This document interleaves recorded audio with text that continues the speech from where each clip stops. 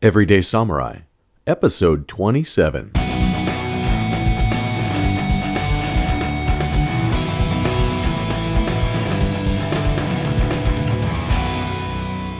Hello, my friends, greetings, and welcome to Everyday Samurai, in service to your liberty and the security of a free state. How are you? I hope you're doing well, thriving in every way, in fact, because the best contribution you can make to yourself and the world right now is a fully self-actualized human being. That is, someone that is mentally and physically fit, highly capable, and taking action toward the accomplishment of worthy goals. Does this sound like you? You know, it's not enough to have just good intentions. I agree, everything begins with an idea. You have to have clarity about where you want to go. After all, a GPS cannot guide you to a destination until you program it to do so, and that is just the start of the journey. You have to actually move out along the path, and quite often it begins with that first step. Yet also, quite often, we get lulled into a false sense of complacency. We fall into routines that lead to mediocrity, and there are plenty of distractions out there, whether it be social media, sensational news, and most especially political discourse. The burden of sifting and sorting through the myriad stimuli bombarding us on a daily basis could be the most significant challenge confronting us on the path to success. What is your definition of success? Most people think of career or business success, perhaps making a certain amount of money. I think it's important to also think about health, physical well-being, happy relationships, spiritual development, and even social contribution in the idea of success. And yes, I think every self-actualized person should have fully developed targets in each of these categories. As we at Everyday Samurai are focused on martial art and political economy, the ideas we explore here are oriented on how people can live among one another in ways that promote mutual security for the maximization of wealth. If you've listened to our past episodes, you'll know that the real definition of wealth is material resources readily available for use in the furtherance of human well-being. If you have not yet done so, I highly encourage you to go back and catch up on our archives, because we lay down a foundation by which the principles can be built upon. Quite often it takes multiple layers or applications in order to really understand. It's just like training in the martial arts or in strength training. It takes repetition to develop your skills and physical capacities. So too with the embodiment of mental principles. You have to build the framework for understanding the world through the principles of political economy. It is really a paradigm shift, and one that may seem counterintuitive given the amount of indoctrination hitting us from all sides since the youngest of age. It takes deliberate action to overcome these dysfunctional thought patterns, just like martial art training requires reprogramming our reflexive responses to physical attacks. If it were easy, everyone could do it. Yet, that is not reality. The martial traditions often speak of needing at least 10,000 repetitions to embody a technique. Does this sound about right for your martial practice?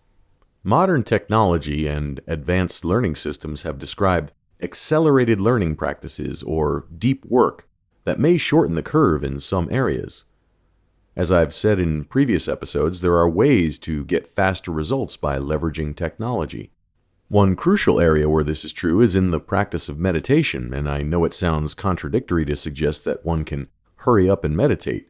Yet, the technologies in the Zen 12 program enable you to get all the benefits of an hour's worth of meditation in as little as 12 minutes, just by listening with headphones. Meditation is a great way to begin or end your day, whether it be gaining clarity as you set off on your mission or de-stressing after an arduous engagement. The benefits of meditation cannot be overstated. And in the confusion of the current era, the battle for liberty everyone is facing, you need to bring all your faculties online. So get the most out of your mindfulness practice today with Zen 12 at everydaysamurai.life/Zen12. That's everydaysamurai.life/Zen12. My friend and teacher James Williams of Namidyu Aikiheiho highly recommends The Talent Code by Daniel Coyle as a primer on how to make the most out of your martial arts training time. Yet, Even with modern science, Coyle admits there is no getting around repetitive practice to develop skill. Quote, "There is, biologically speaking, no substitute for attentive repetition. Nothing you can do, talking, thinking, reading, imagining, is more effective in building skill than executing the action, firing the impulse down the nerve fiber, fixing errors, honing the circuit." Close quote. Another crucial skill that every warrior needs to develop through repetition is the ability to recognize patterns of human activity. This is essential for identifying threats and mitigating them before they become acute, as Sun Tzu advises. To corroborate this truth, I'll turn to one of my other favorite books, The Mission, The Men, and Me by Peter Blaber, a former U.S. Army officer and key Delta Force commander during the initial stages of the Afghan campaign following the attacks of September 11, 2001. He writes, quote, "The ultimate goal of this book is to share what I consider to be life-saving and life-changing lessons that I was fortunate enough to learn as a key participant in many of recent history's most impactful events. The single most important lesson I learned, and the plain but powerful foundation that supports the entire book, is that the most effective weapon on any battlefield, whether it be combat, business, or life, is our mind's ability to recognize life's underlying patterns. Patterns of thinking, patterns of nature, and patterns of history are just a few of the infinite examples of life's underlying patterns that inform the behavior of the complex world that swirls around us. Patterns reveal how the real world works. When recognized, they allow us to understand, adapt, and master the future as it unfolds in front of us." And again, that's The Mission, The Men, and Me by Peter Blaber. I'll offer a link on the show notes page. As our name implies, Everyday Samurai extols the duty of enlightened warriors to secure liberty, not for some ruling elite, but for everyday ordinary people, because every individual is anointed by the divine and worthy of dignity. Inherent to this duty is to first become an enlightened warrior in your own right. In other words, a fully self-actualized human being. You've got to first perfect yourself before you can contribute to the good of others. And no matter what someone promises you, the pursuit of excellence relies upon personal effort. No one can do your push-ups for you. We are not at the technological point where we can plug into a machine and download physical skill or physical aptitude. We cannot make like Neo in the Matrix and open our eyes suddenly and declare, "I know Kung Fu." We have to make training, study, and practice part of our daily lives, and this is another reason why we call this Everyday Samurai life. Once steeped in our own confidence and capabilities, we can contribute to the well-being of society. To do this, we promote the universal principles of justice expressed by scientific law. Do all you have agreed to do, and do not encroach upon other people or their property.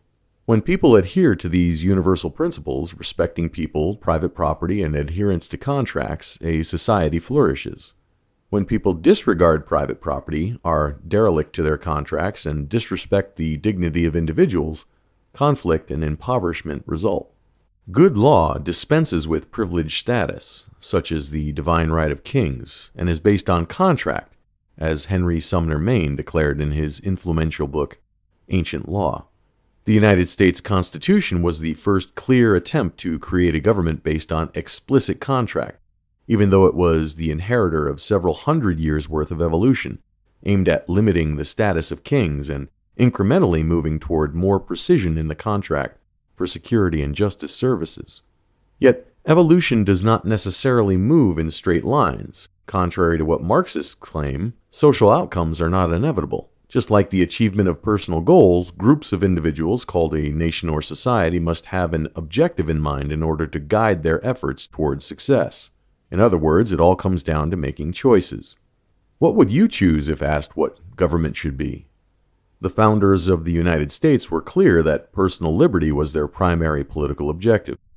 This is overwhelmingly evidenced in the writings, debates, and political discourse at the time. One of the best books for illustrating this is Bernard Bailyn's Ideological Origins of the American Revolution. Quote, "The primary goal of the American Revolution, which transformed American life and introduced a new era in human history, was not the overthrow or even the alteration of the existing social order, but the preservation of political liberty threatened by the apparent corruption of the Constitution. meaning the unwritten English Constitution, and the establishment in principle of the existing conditions of liberty. And again, Bernard Bailyn, The Ideological Origins of the American Revolution. Check the show notes page for a link. The founders examined patterns of governmental behavior throughout history to inform their development of a new, more explicit, written contract for governmental services so that people from different states could coexist and enjoy mutual security. There are patterns throughout history and in contemporary times that show what doesn't work. And there are also patterns that are more likely to work when followed faithfully. This relates back to the practice of martial art, which again is what government at its foundation really is, the orchestration of security for people sharing a common affinity. In samurai combat systems based on edge weapons engagements, you have to have faith in the principles embedded and embodied in technique. A universal truth is that two physical objects cannot exist in the same space at the same time, and a physical body composed of flesh and bone is no match for sharp steel, or hot flying lead for that matter. Therefore, high-level samurai learn to shape themselves in relation to a force vector. However, making one's movements too big or too early creates opportunities for an opponent to reorient on a new target, to adjust themselves and create a new problem to solve. This is why the samurai took Sun Tzu's dictum that all war is based on deception to heart. Skilled samurai learned how to move in such a way that fooled their opponent. They avoided being cut by razor-thin margins, one paper-thin, or hitoemi as is said in Japanese, while moving into a tactically superior position. This is not avoidance in the sense of ignorance or neglect. It is not ignoring the problem, but being solutions-oriented. Combat is really about problem-solving. It's full-on engagement, recognizing the danger, yet forging ahead and making complete use of one's higher faculties. My Aikido teacher once said that one has to offer one's own life in order to properly deflect an opponent's attack. You have to move into a position where the attacker believes you can be struck in order to get them to commit. Like anything in life, prevailing in combat requires our own total commitment. That's exactly what the American revolutionaries did by pledging their lives, fortunes, and sacred honor to the cause of liberty. By the way, the ability to move with skill also requires constant honing and maintenance. The modern, stagnant lifestyle leads to decreased mobility and ultimately degraded physical capabilities. Perhaps you have your own flexibility and strength training routines, but let's be honest, who actually has time to get to the gym or dojo every day? You want to have the ability to move when situations require it, such as during armed struggle. But more importantly, a healthy body is the gift that keeps on giving. So restore your ability to move how and when you want with the Ageless Mobility Reborn program, a follow-along whole-body system for developing functional movement at any age. Learn more at everydaysamurai.life/reborn. Hey, you need mobility as a martial artist, and I consider everyone who wants to be free a martial artist, because that's the price of liberty. Check out everydaysamurai.life/reborn today. So, patterns of failure inform the patterns of successful behavior. We can learn much about what to do by learning what not to do. Dr. Edwin Vieira, a Harvard-trained lawyer and PhD, examined patterns of what leads to immiseration, along with a constitutionally sound solution in what I will share with you now. See if you can relate. I'm going to get through the first half of his address this episode and finish up with more detail on the solution in episode 28, so this episode may appear to be mired in the problem or end on a sour note. Take heart, the rightful remedy is at hand, so stay tuned. Quote, once upon a time, not so very long ago, a certain nation was one of the richest countries in the world. World War II had left it a creditor nation. It was owed billions of dollars by Britain alone. The derelict state of European economies gave this country an assured market for its exports, while receiving very little imports from Europe. Thus, its industries were thriving. After the neglect of the 1930s, there was money for public spending, and the country was absorbing a flow of immigrants who were not illiterate and unskilled, but scientists, skilled workers, and intellectuals. What country was this? The United States? No, Argentina. The whole world knows what has happened in Argentina since then and is still happening there. Informed individuals also know why. because Argentina's dysfunctional leadership classes adopted faulty economic and political principles. Americans can expect much the same thing to happen here if the same conditions proceed along this familiar pattern. Although history may never repeat itself exactly, bad principles will bring about similar perverse consequences whenever and wherever they are put into operation. America's equally dysfunctional leadership classes have adopted the most dangerous of those principles. So, absent a radical course correction, the Argentinization of the United States is very likely to take place. As in Argentina, America's present economic and political systems are controlled by arrogant men and women, steeped in avarice and ambition, and driven by their appetites for abusive power. Simply put, greed accompanied by every manner of chicanery, both economically in the marketplace and politically in public office, has become this country's one and only hard currency. Nowhere does this appear more starkly than in the political arena. Contemporary politicians recognize no limits to their raw power. Observe that I do not say their authority, because to the extent that they are acting outside the Constitution, they have no legal authority whatsoever. Yet most of them do imagine themselves entirely outside of the Constitution, at least in terms of the constraints it imposes on them to act under color of the law or in the guise of government. Indeed, they openly express their disdain for the Constitution. Yet the Constitution explicitly commands that public officials shall be bound by oath or affirmation to support this Constitution. So, every time officials treat constitutional limitations on their prerogatives as some kind of contemptible joke, they are in fact committing perjury.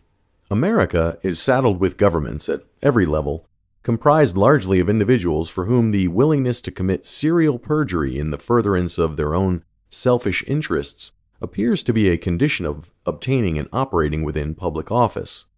Inasmuch as oaths or affirmations to support the Constitution are ultimately made to the American people as a whole, these rogue public officials plainly feel no sense of legal or moral obligation to the body of the people. Doubtlessly, they are strengthened in this malign conviction by their belief that the electoral system is so tightly controlled by the two major political parties and their clients and partisans and special interest groups and the big media, that the people can do nothing to change the situation in any event. In this belief, however, they are woefully mistaken. Political loyalties move on a two-way street. Masses of economically deprived, socially dislocated, and politically disenfranchised, disgruntled and disgusted people who have next to nothing left and therefore almost nothing more to lose are unlikely to entertain any obligation to the political system under which they happen to live, or to the political parties, politicians, and special interest groups that run the system for their own parochial benefit. Now, breaking away from the article for just a moment, notice the pattern that Dr. Vieira is predicting here. When America's economy slips into the free fall of hyperinflation or depression, impoverished people will rebel. First, against ever-worsening conditions by demanding that public officials correct the situation. Then, when their protests accomplish little or nothing, they will rebel against incumbent officials at the next election. Finally, when they discover that the two major political parties are really one party with an empty cranium and a pair of duplicitous faces, and that changing the political personalities in office does not ameliorate the conditions that arise out of the government's harebrained economic policies, they will rebel against this country's governmental institutions as a whole. General disdain for legality will become the order of the day. After all, if public officials refuse to obey the Constitution, which is the sole source of their authority, what obligation has anyone else to obey any law that those officials enact or attempt to enforce? As many as 200 million to 300 million firearms and an immense store of ammunition are estimated to be held in private hands throughout this country. Can anyone believe that in the midst of what promises to become the most severe economic crisis of modern times, perhaps of all time, this profusion of armaments in the hands of people who have been rudely stripped of their financial security, disabused of their political illusions, and driven to the edge of desperation by homelessness, hunger, and loss of hope, will not come into play in the most direct manner possible? Can anyone believe that these people's natural and justified antagonisms against public officials, politicians, and special interest groups will not turn to rancor to hatred hatred to an urge for revenge, and an urge for revenge into actual violent retaliation in more than a few isolated instances, and in only a short amount of time? Of course, no sensible person wants this to happen, and yet no sensible person can deny that it could, and very likely would happen under the posited circumstances. One can only speculate as to how widespread and intense such violent reactions could become in the course of a catastrophic economic collapse. The circumstances that provoked previous episodes of mass violence in America, however, pale in comparison to what should be expected from the hyperinflation or depression today.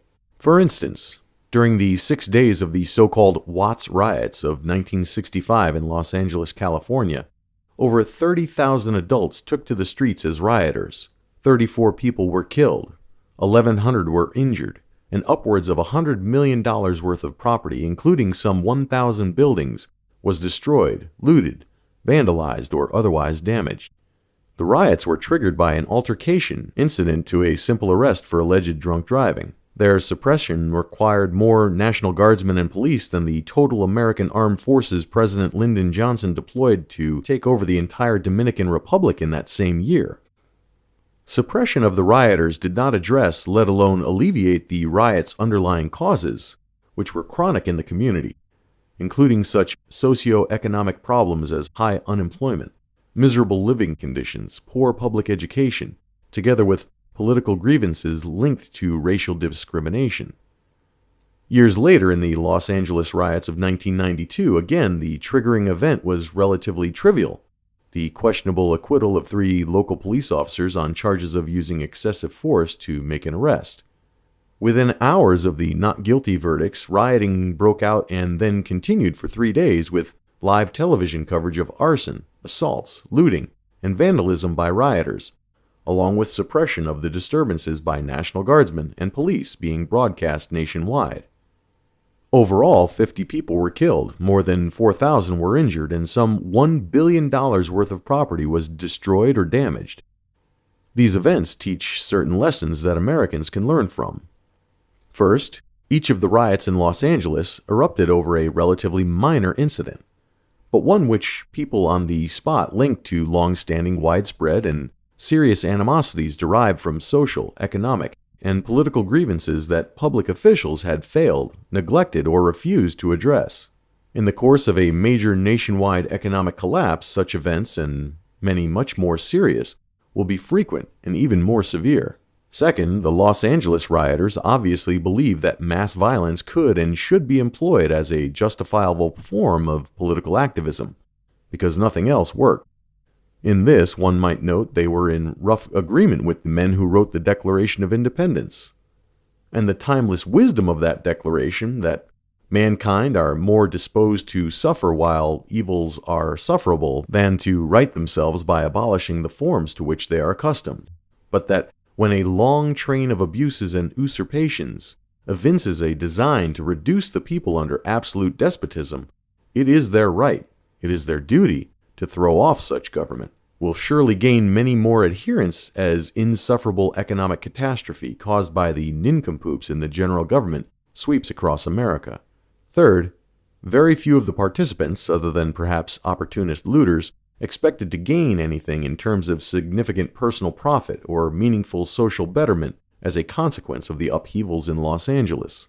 Most of the rioters could never have expected the riots to bring about any specific political reforms, but instead engaged simply to express anguished, despairing, and defiant political street theater, the value of which inhered in the unmitigated violence through which the dialogue was communicated to a national audience. People who find themselves in dire economic straits throughout America tomorrow may also be expected to turn to the red curtain drama of mass violence in order to send a message across the national consciousness. This message, however, will not be sent from a very small part of the country to the rest of it, but from the entire country to the very small part that constitutes the failed economic and political leadership classes. So, the level of violence will be far greater, and its focus far narrower and much sharper. Fourth, although the territory in which they broke out was limited in extent, the riots in Los Angeles were so severe that they could not be put down with only the local police forces available. Instead, it required deployment of the regular armed forces in the form of the National Guard. Major civil disturbances throughout the entire length and breadth of the United States will render this country ungovernable in short order, even if the entire National Guard were mobilized and none of it defected to the popular side. Fifth, although those in positions of political power eventually suppressed the Los Angeles rioters with armed force, the cost was exceedingly high in relation to what might have been the bill for non-violently correcting the worst of the underlying conditions that had spawned the people's grievances. Today, even worse short-sightedness is evident, for nothing is being done by the political and economic leadership classes to lift the crushing burden of debt, much of it unconstitutionally incurred in the first place, from the American people's shoulders. Instead, more and more debt is being shoveled into the national account, eventually to be billed to common people through taxation and inflation, precisely in order to bail out the very institutions and individuals responsible for the present financial mess. Sixth, the rioters in 1965 and 1992 were neither organized nor disciplined, and although some were armed, no concerted and systematic use of arms throughout the disaffected communities occurred. Neither did the rioters attempt to extend their violence into other areas so as to attack the people they considered their oppressors in those people's own neighborhoods. Under similar circumstances in the near future, this almost certainly will not be the case. And seventh, in general, the more extensive the underlying socio-economic dislocations, and the more callous the disregard for these problems exhibited by the political apparatus, the more likely the eruption of mass violence that the perpetrators will rationalize as their only effective means to protest, broadcast, and redress their grievances with petitions written in the harsh language of destruction. This augurs ill for the present time, inasmuch as no one can believe that the socio-economic problems that underlay the riots in 1965 and 1992 in Los Angeles alone were anything but minor in comparison to the dislocations that full-blown hyperinflation or depression, or even the run-ups to those conditions, will bring about in contemporary society throughout America. If Americans are to deal intelligently with this situation, they must understand the reasons for it. Basically, the reasons relevant here are that one vitally important constitutional principle has been flouted since 1913, and that another such principle is now being systematically disregarded. End quote. We'll finish up with Dr. Vieira's detailed explanation of the antidote to the problems caused by political dysfunction next time, so be sure to stay tuned. I will simply highlight the importance of recognizing the patterns that repeat, where bad policies cause immiseration, people eventually rise up and cause widespread destruction. We can recognize these problems, and also recognize that the contract for government services is one of limited and explicitly delegated authorities. When political actors act outside the authorities afforded to them by their office, they are indeed rogue officials. It is identical to the breach of any other kind of contract, and there are lawful remedies for those that break their agreements. It is embedded in the principles of scientific or common law. That most people are not aware of these remedies is the problem, so dispelling ignorance and increasing awareness is a big part of our work. That most people still believe in governmental authority rather than viewing the Constitution as a contract for services is why this long train of abuses persists in our current reality. Yet, we don't deny reality, but engage with it fully, moving skillfully to where we gain tactical superiority. Fortunately, in this, the law is on our side. The solutions are found in the operating charter. Economic immiseration is caused by straying from constitutional definitions of money, namely gold and silver, as well as the constitutionally delegated enforcement mechanisms, namely the militia of the several states. There is no room for the Federal Reserve or its debt instruments known as Federal Reserve notes in the Constitution. There is no space for a huge bureaucratic regulatory state in the Constitution. Article 1, Section 8, Clause 15 clearly states that the militia executes the laws of the Union. So, constitutional money and militia are the two pillars of sound political economy, or the power of the purse and the power of the sword. The legal enforcement of this contract for governmental services ultimately remains in the hands of we the people. This is the final link in the circuit of self-governance. This is why training in martial art, along the dual paths of physical and scholarly disciplines, or bunbu ryodo in the samurai tradition, is so important for not only yourself, but for the good of everyone who values personal liberty. We'll continue to flesh out the details of what this looks like in future episodes, so we hope to see you next time. If you like what you've heard here, give us a 5-star review on iTunes or wherever you listen. It really helps us out and ultimately helps build the community of enlightened scholar warriors that will stand for liberty. Be sure to like, share, and subscribe to never miss an episode. Remember, you can get our tank tops and t-shirts with our logo and a great quote from Miyamoto Musashi on the back when you go to everydaysamurai.life/logo. There are also some great coffee mugs with our logo as well. I have my morning titanium tea in one every day. That's everydaysamurai.life/logo. Until next time, stay sharp, stay aware, and be well.